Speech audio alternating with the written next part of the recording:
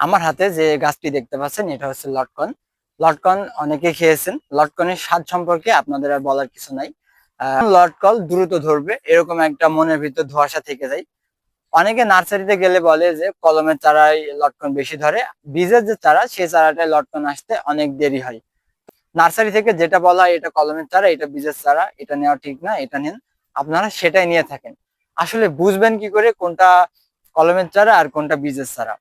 এই যে দেখেন কলমের চারার যে বৈশিষ্ট্যটা আছে সেটা এই যে এইখান থেকে দেখেন একটু বাঁকা, বা এইখান থেকে একটু এই যে কলম করার সময় যে দাগটা থেকে যায়, এই যে সেই দাগটা এখানে যখন গাছটি চেরা হয় তখন যে দাগ পড়ে সেই দাগটি হচ্ছে পড়ে যায়।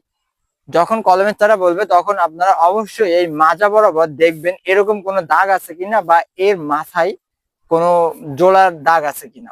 যদি থাকে তাহলে সেটা কলমের চারা, আর যদি না থাকে এরকম সোজা হয়ে চলে যায় কোনো দাগ না পান, তাহলে এটা নিঃসন্দেহে বীজের চারা। আপনারা এই দুটি মাথায় রেখে গাছ ক্রয় করবেন।